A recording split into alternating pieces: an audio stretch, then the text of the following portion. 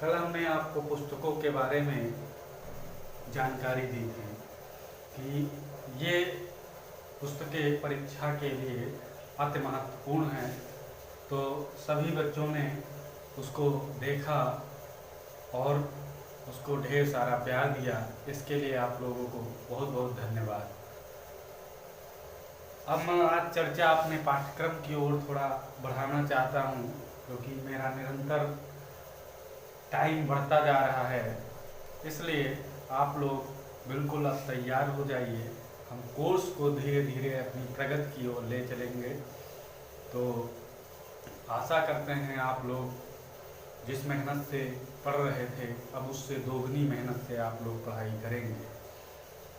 तो मैं आज अपने पाठ्यक्रम को आगे बढ़ाते हुए आज जो पहला पाठ्यक्रम का पहला हिस्सा है, जो ऊपर आपने पाठ्यक्रम में देखा था, तो उसमें मैंने बताया था हम आज चर्चा करेंगे कला की उत्पत्ति।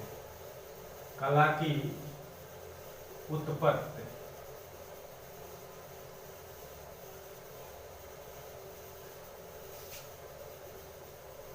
कला की उत्पत्ति पर हम आज चर्चा करने वाले हैं। तो सभी बच्चे इस चैनल से जुड़ जाएं और एक बार इस चैनल को लाइक और सब्सक्राइब और फॉरवर्ड कर दें, जिससे अन्य लोगों तक भी ये वीडियो पहुंच जाए। जैसा कि हमने पाठ्यक्रम के अनुसार पढ़ाने की बात कही थी, तो आज हम पाठ्यक्रम की पहली कड़ी पर पहुंच चुके हैं, जिसका नाम है कला की उत्पत्ति। तो प्यारे बच्चों, आज कला की उत्पत्ति से कोई भी क्वेश्चन छूटने ना पाए, हम इस माध्यम से पढ़ाई करेंगे। कोशिश करेंगे कि एक भी क्वेश्चन इससे छूटने ना पाए। फिर अगली कड़ी में कला की परिभाषाओं पर चर्चा होगी। आज सबसे पहले हम अपने पाठ्यक्रम की ओर चलते हैं। तो प्यारे बच्चों, आप लोगों को पता होगा कि कला की उत्पत्ति पर बहुत सारे विद्वानों के मतभेद भी रहते हैं। तो मेरा उन मतभेदों से हट करके जो हमारी पुस्तकें कहती हैं, हम उन पर चर्चा करेंगे, न कि उन मतभेदों पर, क्योंकि उन मतभेदों से हमारा कोई लेना देना नहीं है। जहाँ कोई ज़्यादा मतभेद वाली बात होगी तो उसको हम आप लोगों को समझा कर बता देंगे कि ये यहाँ पर मतभेद है। तो आइए सबसे पहले देखते हैं कला का विकास किस काल से माना जाता है। पहला ही क्वेश्चन आपसे हम कर रहे हैं कि कला का विकास सर्वप्रथम किस काल से माना जाता है। बहुत सारे इसमें बच्चे ऐसे होंगे जो जानते होंगे कला का विकास किस काल से माना जाता है। जो बच्चे नहीं जानते हैं, तो कला का जो विकास है, कला का विकास जो है वो हम प्रागैतिहासिक काल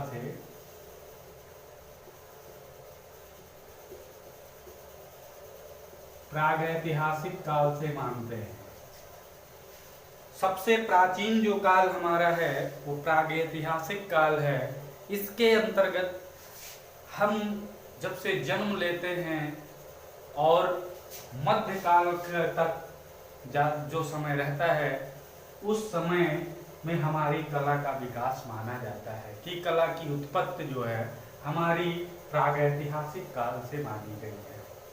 तो अगर कोई क्वेश्चन आए किस काल से हमारी कला की उत्पत्ति मानी गई है, तो सारे बच्चे एक ही आंसर देंगे, प्रागैतिहासिक काल। अब हम बात कर लेते हैं कला की उत्पत्ति में कला शब्द की उत्पत्ति किस भाषा से हुई है। तो अगर हम भाषा की बात करें तो सबसे पहले हमारी सबसे प्राचीन भाषा, आप लोग जानते होंगे, सबसे प्राचीन भाषा हमारी है संस्कृत। तो हमारी जो कला की उत्पत्ति हुई है वो संस्कृत भाषा से हुई है। संस्कृत भाषा हमारी सबसे प्राचीन भाषाओं में से एक है। तो इस प्राचीन भाषा से हमारी हिंदी भी निकल करके आई है और हमारी कला भी हमारी संस्कृत भाषा से निकल कर आई है। तो संस्कृत भाषा से हुई है। अब जब बात संस्कृत भाषा की आ गई है, तो सबसे पहले हम ध्यान रखते हैं कि किस शब्द से हमारी कला की उत्पत्ति हुई है। तो किस धातु से हमारी कला की उत्पत्ति हुई है, ये भी क्वेश्चन आते हैं। तो प्यारे बच्चों, एक कल धातु है, संस्कृत की एक कल धातु है, कल धातु है। कल धातु से हमारी जो है कला का विकास माना गया है, मतलब उत्पत्ति कला की हमारी कल धातु से मानी गई है। तो सभी बच्चे बिल्कुल कंफ्यूज ना हो, हम पूरा विस्तार से इस पर विवरण देते हुए चलेंगे कि एक भी, मैंने जैसा बताया कि आगे, कि एक क्वेश्चन भी छूटने ना पाए। आप लोग मेहनत कर रहे हैं तो उसके पीछे हम भी मेहनत कर रहे हैं कि कोई भी क्वेश्चन आपके दिमाग में ऐसा ना हो कि रह जाए जिसकी वजह से आपका एक नंबर कट जाए। तो संस्कृत भाषा की कल धातु से हमारी कला की उत्पत्ति मानी गई है। अब सबसे पहले बात कर लेते हैं कला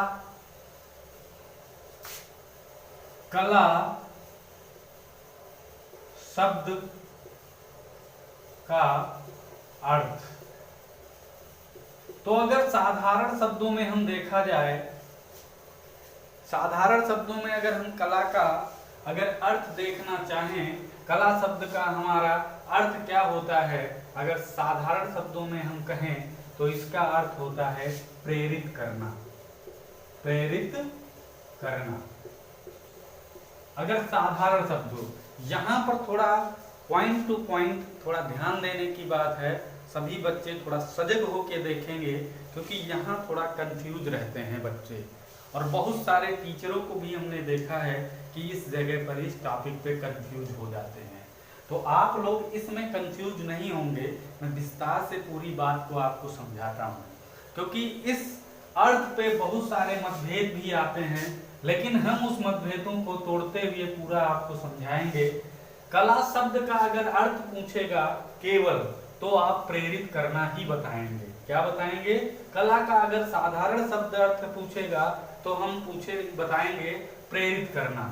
अगर कहेगा कला शब्द का शाब्दिक अर्थ क्या होता है,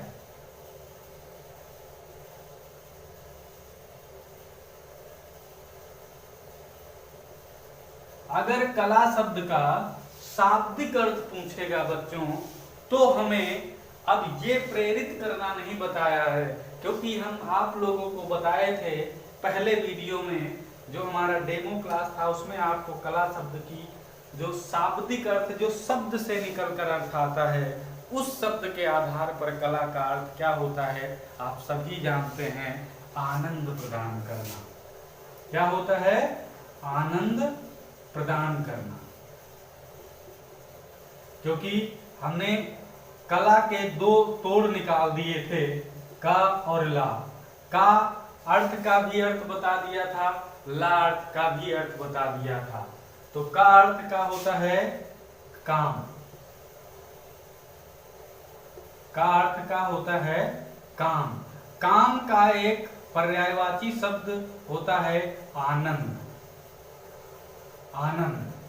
और इसका ला का मतलब होता है देना या प्रदान करना, देना या प्रदान करना।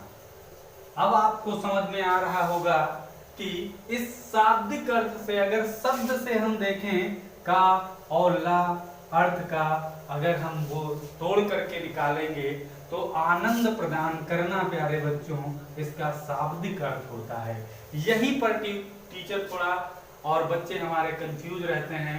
कला शब्द का अगर साधारण अर्थ देखा जाए तो किसी चीज के प्रति प्रेरित करना ही कला का सबसे अच्छा अर्थ होता है।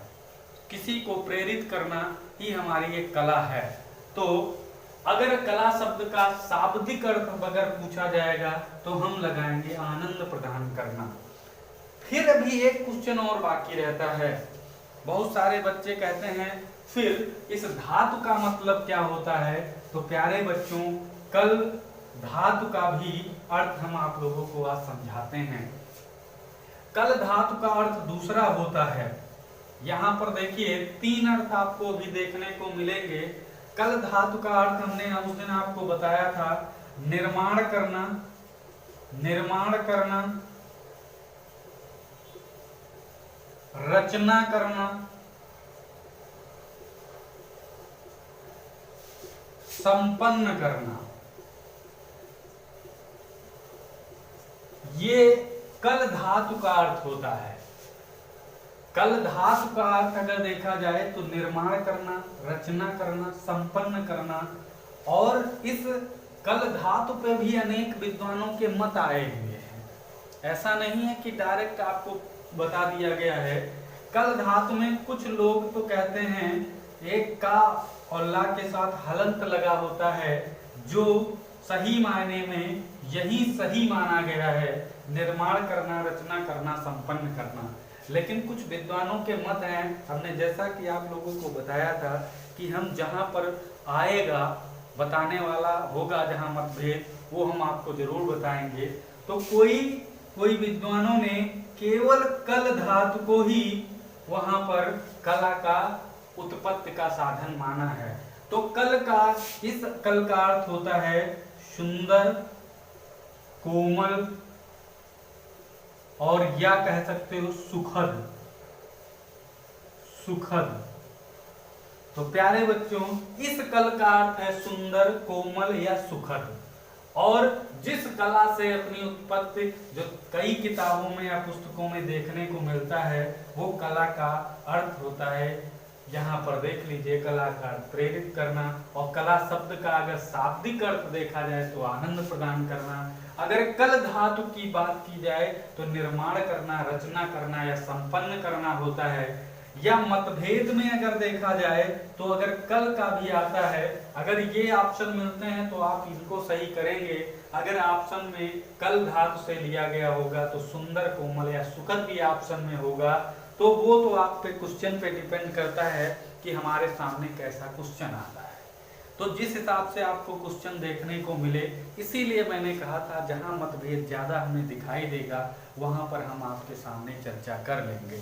तो यहाँ पर कल धातु, अभी कल ही धातु से छुट्टी नहीं मिलने वाली है आपको। एक कोई विद्वानों ने कड धातु से भी कला की उत्पत्ति मानी है। कड धातु, इसका मतलब होता है प्यारे बच्चों मदमस्त करना या प्रसन्न करना, या प्रसन्न करना, मदमस्त करना या प्रसन्न करना। कड धातु को कुछ विद्वान मानते हैं। कड, ये डा है भैया, यहाँ पे डा है, तो ये कुछ लोग इसको भी मानते हैं। एक दो विद्वान है कड धातु को। अभी भी छुट्टी नहीं मिलने वाली है आपको। एक विद्वान ने तो यहाँ पर कहा कि कम धातु से भी कला का निर्माण माना जाता है, जिसका भी अर्थ होता है आनंद प्रदान करना, आनंद देना, आनंद देना। वास्तव में आनंद देना या लाने वाला कहीं कहीं प्रयोग में मिलता है, लाने वाला। तो कुछ भी हो, मेन चीज कम का अर्थ तो लाने वाला होता है, लेकिन आनंद उससे शब्दार्थ से जोड़ लिया जाता है कि आनंद के प्रति ये बात कही गई होगी, इसलिए कम धातु का भी प्रयोग कहीं कहीं माना है। लेकिन अगर हम पूरी बात करें तो इन सब चीजों में सबसे अच्छा और सबसे सुटेबल जो अर्थ निकल के आता है वो कल धातु, जिसमें हलंत लगा है, जिसका अर्थ होता है निर्माण करना, रचना करना या संपन्न करना। तो प्यारे बच्चों, ये सही है। लेकिन अगर आपको पेपर में इन सब चीजों से कुछ मिलता है तो आप घबराएंगे नहीं। घबरा जाएंगे तो आप क्वेश्चन गलत करके आएंगे। इसलिए कोशिश करना कि हमें घबराना नहीं है और अच्छे से पेपर करके आना है। तो यहाँ पर पूरा विस्तार से समझ लें। एक बार हम फिर से कर देते हैं। कला का विकास प्रागैतिहासिक काल से माना गया है। भाषा कौन सी है? संस्कृत भाषा। धातु कौन सी है? कल धातु। कला शब्द का अगर साधारण अर्थ पूछेगा तो प्रेरित करना होता है। अगर कला शब्द का शाब्दिक अर्थ पूछे तो आनंद प्रदान करना है। अगर उस धातु का अर्थ पूछे तो कल का धातु का है निर्माण करना या रचना करना या संपन्न करना। फिर अगर विद्वानों में मतभेद की बात करेगा तो कल, कड, कम में से कोई भी आ सकता है। तो इन पर भी आप थोड़ा अपने नोट्स तैयार कर लेना क्योंकि कभी कभी क्या होता है, बच्चों को कंफ्यूज करने के लिए कुछ क्वेश्चन पेपर डाले जाते हैं, तो हो सकता है इन क्वेश्चनों से उनके आंसर सिर्फ बोर्ड के पास रहते हैं, तो वो क्वेश्चन भी आप लोग अपनी प्रिपरेशन में उसको तैयार करेंगे। तो यहाँ पर जो मैंने ये क्वेश्चन लिखे हैं वो फंसाने वाले क्वेश्चन बना सकते हैं। वास्तव में अगर सच देखा जाए तो कल निर्माण करना, क्योंकि ये कई किताबों का प्रूफ है। तो आप लोग इसको अच्छी तरह से नोट्स तैयार करेंगे और बनाएंगे, और आशा करते हैं कि इसमें आपको किसी भी प्रकार की कोई दिक्कत नहीं होगी। अगर दिक्कत होती है या समझने में या कुछ बोलने में, हमसे कहने में, तो आप ग्रुप पर अपनी बात रख सकते हैं, हमें मैसेज के द्वारा भेज सकते हैं, और या कमेंट में लिख करके आप भी हमें बता सकते हैं। हम निरंतर उस पर प्रयास करेंगे कि वो समस्या हल हो जाए। मैं अपनी तरफ से पूरी कोशिश में रहता हूं कि कोई प्रकार का कोई क्वेश्चन ना छूटे या किसी प्रकार की त्रुटि ना हो, लेकिन मैं भी एक आदमी हूं और आदमी गलतियों से भरा घड़ा होता है, कभी भी गलती हो सकती है। तो मैं ऐसा नहीं कहता कि मुझसे कोई गलती नहीं हो सकती, लेकिन गलतियां बताने वाला श्रेष्ठ माना गया है इस जगत में, कि किसी में अगर गलती है तो उसको बताए, और वो बताने वाला अगर सुधार कर ले तो सबसे ज़्यादा बढ़िया चीज़ है। तो आप लोग गलतियां बताते रहेंगे, हम अपनी गलतियों पर सुधार करते रहेंगे। तो ये हमारा एक कला की उत्पत्ति पे छोटी सी एक ये जो भेंट है आप लोग अच्छी तरीके से देख लिए हैं। तो प्यारे बच्चों, अब हम बात को अपनी थोड़ा और बढ़ाते हैं। ये तो बात हो गई थी कला शब्द की उत्पत्ति के बारे में, कि कला शब्द किस धातु से या किस भाषा से निकला है। अब हम बात करने वाले हैं कला का प्रयोग सर्वप्रथम। तो सर्वप्रथम अगर देखा जाए तो कला शब्द का प्रयोग जो होता है वो ऋग्वेद में हुआ है बच्चा। ऋग्वेद अपना एक प्राचीन वेद है, सबसे प्राचीन वेदों में ऋग्वेद आता है। तो अगर सबसे प्राचीन वेद की बात करें तो ऋग्वेद ही है सबसे प्राचीन। तो प्राचीन जो ऋग्वेद है इसमें जो है कला का सर्वप्रथम प्रयोग देखने को मिलता है। अब बात कर लें कला शब्द का जो प्रयोग हुआ है, तो क्या ऋग्वेद में कला के नाम से हुआ है? नहीं, ऋग्वेद में शिल्प नाम से कला का प्रयोग हुआ है। कला की जगह पर शिल्प प्रयोग हुआ है। अगर कला बात करें तो शिल्प प्रयोग हुआ है, अगर कलाकार की बात करें तो शिल्पी शब्द का प्रयोग देखने को मिलता है कला में। अगर ऋग्वेद में सबसे पहले प्रयोग देखने को मिलता है तो वहां पर प्यारे बच्चों कला शब्द लिखकर नहीं आया है, वहां पर शिल्प शब्द लिखा हुआ मिलता है। दूसरी चीज, अगर कलाकार के लिए वहां पर शिल्पी शब्द का प्रयोग होता है। तो कला का सर्वप्रथम अगर प्रयोग देखा जाए तो हमारा सबसे प्राचीन वेद जो है ऋग्वेद, उसमें देखने को मिलता है। अब बात यहीं पर रुकने वाली नहीं है। तो जब ये शब्द प्रयोग हुआ तो हम बात कर लेते हैं एक और प्राचीन, एक हमारे पास एक है, सबसे प्राचीन है एक पाणिनि। इनकी एक पुस्तक है अष्टाध्यायी।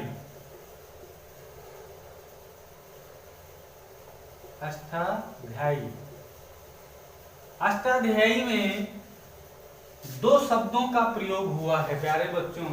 पाणिनि की अष्टाध्यायी ये संस्कृत व्याकरण की सबसे महत्वपूर्ण पुस्तकों में से एक है। आप लोग ये भी क्वेश्चन आ सकता है कि अष्टाध्यायी किसकी रचना है, तो पाणिनि की रचना है। और ये किस चीज की किताब है, तो आप बताएंगे कि ये संस्कृत की महत्वपूर्ण व्याकरण किताब है, जो बहुत ही प्राचीन किताब मानी गई है। तो इसमें भी कला के रूप में कुछ शब्दों का प्रयोग हुआ है, लेकिन वो कला के प्रकारों तक बात आ गई। तो यहाँ पर कारू और चारू के रूप से चारू और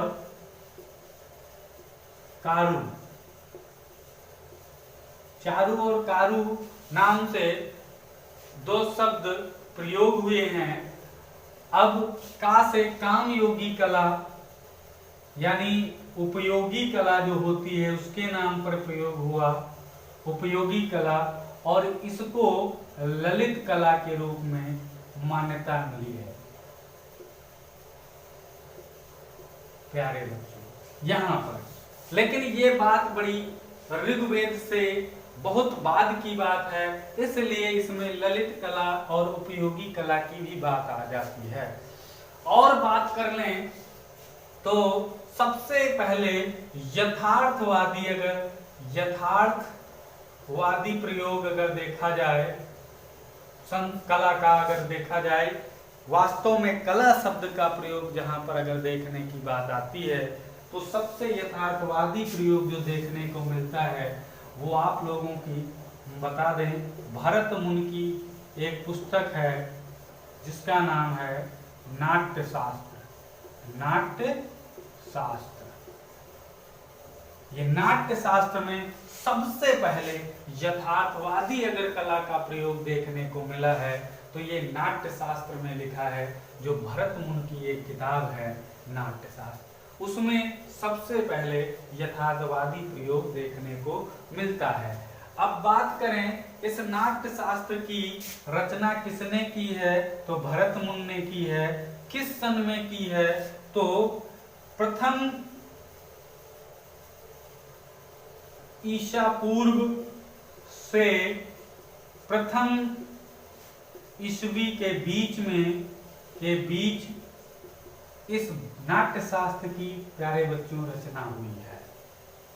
अगर इसमें से कोई समय दिया होता है तो आप उसको टिक करेंगे, बिल्कुल 100% वो सही माना जाएगा, क्योंकि कुछ मतभेद में उसका ईसा पूर्व भी लिया जाता है, कहीं कहीं ईसा ईस्वी के, लेकिन हम आपको प्रूफ के साथ बताते हैं कि ये प्रथम ईस्वी से प्रथम ईसा पूर्व के बीच में हुआ है इसका जन्म नाट्य शास्त्र का, मतलब इसकी रचना हुई है। अब ये बात हो गई हमारी कला के उत्पत्ति के बारे में, प्राचीन समय में कहाँ कहाँ से कला का जन्म, कहाँ कहाँ से विकास। तो ये कला की उत्पत्ति के बारे में हम भारत में देख लिए हैं। कुछ विद्वानों के मत भी हैं इसमें, जिन्होंने कुछ कलाओं को अपनी कला के अंतर्गत नहीं माना है। तो हमारी कला को हम पहले और एक बात कर लेते हैं। एक पुराण है विष्णु धर्मोत्तर पुराण। विष्णु धर्मोत्तर पुराण में ये चीज का जिक्र आया है, ये भी एक प्राचीन हमारा ग्रंथ है। इस विष्णु धर्मोत्तर पुराण में एक चित्र सूत्र नामक भाग है, उसमें उस भाग में कला की परिभाषा के रूप में बताया है कि आनंद रस की प्राप्ति ही कला को कहते हैं। मतलब आनंद रस की प्राप्ति अगर होती है तो उसे हम कला मानेंगे। वो चाहे कला हमें संगीत से सुन करके आनंद प्रदान करे, या हम कह सकते हैं अर्थों के आधार पर हमें आनंद की प्राप्ति हो, या हम बात करें तो रंगों के माध्यम से देख करके। इनका कहने का मतलब है किसी भी प्रकार से अगर हमारे अंदर आनंद की अनुभूति होती है, वह चाहे अर्थ से हो या ध्वनि से हो, या हम बात करें तो रंग से हो, किसी से भी होती है। अगर आनंद की प्राप्ति है तो वह एक प्रकार की कला है। अब बात करें कौन ऐसे विद्वान हैं जो काव्य कला को कला नहीं मानते हैं, तो कुछ विद्वान हुए हैं। एक हमारे विद्वान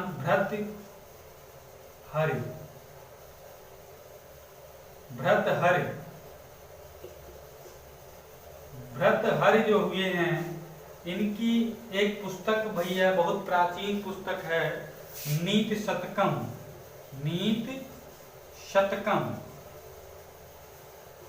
शतकम के माध्यम से भर्तृहरि ने बताया है कि काव्य जो है कला नहीं है, काव्य कला नहीं है। तो भर्तृहरि नीति शतकम पुस्तक के माध्यम से बताए हैं कि काव्य कला नहीं है। ये क्वेश्चन भी आ सकता है कि कैसे कौन से उसमें हो सकता है कि ऐसे कौन से लेखक हैं या विद्वान हैं जिन्होंने अपनी पुस्तक में कला काव्य को कला नहीं माना है, तो भर्तृहरि हैं। अगर आधुनिक कवियों में बात करें तो आधुनिक कवियों में भी कुछ कवि हैं जैसे जयशंकर प्रसाद,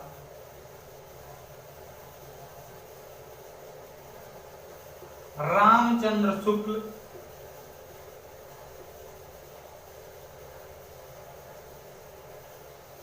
जयशंकर प्रसाद, रामचंद्र शुक्ल, नंद दुलारे वाजपेयी, नंद दुलारे वाजपेयी, ये 3 लोग और हैं जिन्होंने काव्य को कला नहीं माना है, नहीं माना है। तो प्यारे बच्चों, अगर ऐसे क्वेश्चन भी अगर आपके सामने आते हैं तो उनको आप मुंह तोड़ जवाब देंगे, किसी भी प्रकार का क्वेश्चन आप छोड़कर नहीं आएंगे। तो ये कला की उत्पत्ति पे ही चर्चा चल रही थी। विष्णु धर्मोत्तर पुराण में चित्रसूत में अर्थ, ध्वनि या रंगों के आधार पर अगर आनंद की प्राप्ति होती है तो वो एक प्रकार की कला को कहा गया है।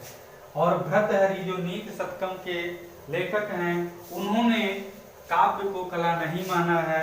आधुनिक कवियों में अगर देखा जाए तो जयशंकर प्रसाद, रामचंद्र शुक्ल, नंद दुलारे वाजपेयी जैसे कवि काव्य को कला नहीं मानते हैं। यथार्थवादी अगर सर्वप्रथम प्रयोग भरत मुनि की नाट्यशास्त्र में मिलता है। पाणिनि ने अष्टाध्यायी में ललित कला को चारु और उपयोगी कला को कारू कला कहा है। और सर्वप्रथम अगर हमें कला का प्रयोग मिलता है तो हमारा सबसे प्राचीन वेद है जिसे हम ऋग्वेद कहते हैं। ऋग्वेद में हमारा पूर्णतया वही नाम कला लिखकर नहीं आया, लेकिन कला की जगह पर शिल्प लिख करके आया। उससे ही शब्द हमारा रूपांतरित हो करके एक कलाकार के रूप में अगर जानते हैं तो उसमें शिल्पी शब्द आया, और यही आगे चलकर हमारा कला का रूप लेता है। तो आगे चर्चा करने के लिए हम 2 मिनट का टाइम लेते हैं इस बोर्ड को साफ करने के लिए, फिर उसके बाद आगे चर्चा। तो प्यारे बच्चों, अभी तक जो चर्चा चल रही थी वो अपने भारत की चल रही थी। अब थोड़ा हम प्रयोग देख लेते हैं अपने इंडिया से बाहर, यूरोप पर भी थोड़ी उत्पत्ति के बारे में जो चर्चा बची है उसको भी हम 2 मिनट के अंदर खत्म करके समाप्त कर देते हैं। जैसा कि मैंने बताया था कि कोई भी क्वेश्चन इधर का हो या उधर से छूटने ना पाए। तो जब भारत का हमने पढ़ लिया है तो थोड़ा अंश बचा है जो हम देखेंगे यूरोप में। तो बात करें हम यूरोप की, तो देखिए अंग्रेजी भाषा में अंग्रेजी भाषा में अगर बात करें तो कला को प्यारे बच्चों सब जानते हैं आर्ट कहा जाता है। क्या कहा जाता है? अंग्रेजी भाषा में कला को आर्ट कहा जाता है। तो इसका प्रयोग यूरोप में आर्ट का ही प्रयोग किया जाता है। आर्ट का प्रयोग किया जाता है। तो जो ये आर्ट शब्द का प्रयोग किया जाता है प्यारे बच्चों, तो वो आर्ट क्या किसी अन्य भाषा से लिया गया है? तो हाँ, हम बात करें तो इस आर्ट की ये लैटिन भाषा के शब्द से लिया गया है। लैटिन भाषा का शब्द है, उससे ये लिया गया है। आर्ट लैटिन भाषा का एक शब्द है प्यारे बच्चों। कहीं कहीं आपको ARS लिखा मिलेगा और कहीं ARC लिखा मिलेगा, तो इसमें कंफ्यूज ना हो। हिंदी में अगर इसे हम कहें तो आर्ट्स लिखा होता है। आर्ट्स लिखा है तो आर्स ये ऐसे भी लिखा होता है, कहीं कहीं ऐसे ARC भी लिखा मिलेगा। तो यूरोप में आर्ट का प्रयोग किया जाता है, जो लैटिन भाषा का शब्द है आर्स, उससे लिया गया है। अब बात करें तो आर्ट का जो मूल रूप है, मूल शब्द है, वो अर से लिया गया है। किससे? अर्ध धातु से लिया गया है। अर्ध धातु है एक अंग्रेजी में, तो उससे लिया गया है इस आर्ट का मूल शब्द। अब बात करें इस आर्ट का प्रयोग सर्वप्रथम किस सन में, जैसे यहाँ पर आगे ऐतिहासिक काल माना गया है, और यूरोप में बात करें, यूरोप में अगर बात करें तो बच्चा 13वीं सदी या शताब्दी कह सकते हो, 13वीं शताब्दी से 17वीं शताब्दी के बीच में आर्ट शब्द का प्रयोग वहाँ यूरोप में माना जाता है। यूरोप में कला का प्रयोग 13वीं शताब्दी से 17वीं शताब्दी को माना जाता है। यहाँ पर एक बार फिर से चर्चा हो जाती है, अंग्रेजी भाषा में कला को आर्ट कहा जाता है, यूरोप में आर्ट का प्रयोग किया जाता है, जो कि लैटिन भाषा के आर्ट्स शब्द से लिया गया है। आर्ट्स में कहीं ARS कहीं ARC लिखा मिलेगा। जो आर्ट के मूल शब्द अर से लिया गया है, यूरोप में 13वीं शताब्दी से 17वीं शताब्दी के बीच में इस आर्ट शब्द का प्रयोग मिलता है, कला शब्द का प्रयोग मिलता है। तो आशा करते हैं इस कला की उत्पत्ति के ऊपर कोई भी ऐसा क्वेश्चन अभी आपके मन में नहीं घूम रहा होगा। अभी चर्चा तो बहुत है और चर्चा हम आगे करते रहेंगे। बहुत बच्चे सोच रहे होंगे क्या यहीं रुक जाएगा। अभी हम बहुत सारी चीज़ें हैं जो कला के प्रकार, कला की परिभाषाओं में छूटा है, उनको भी हम कवर करते रहेंगे। ये तो कला की उत्पत्ति पे चर्चा थी जो विस्तार से हुई। आप लोगों को अब इससे कोई भी कंफ्यूजन नहीं है। उत्पत्ति से अगर बात करें तो इससे ज़्यादा क्वेश्चन और कहीं से भी नहीं आने वाला है। तो आप लोग जितना इस वीडियो के माध्यम से आपको बताया गया है उसका एक अच्छा सा नोट्स तैयार कर लीजिए और उस नोट्स को अपने पास सुरक्षित रखिए। रिवीजन के तौर पर उसको पढ़ने के काम आएगा। तो प्यारे बच्चों, हम अपना वीडियो यहीं पर आज रोकते हैं और आशा करते हैं आप लोगों को ये वीडियो अच्छा लगेगा। तो इस वीडियो को चलते चलते एक बार शेयर और लाइक और सब्सक्राइब जरूर करना ना भूलें, क्योंकि इससे ही हम लोगों का मनोबल बढ़ता है और आप लोगों को अच्छे अच्छे वीडियो को देखने को मिलेंगे। जय हिंद, जय भारत।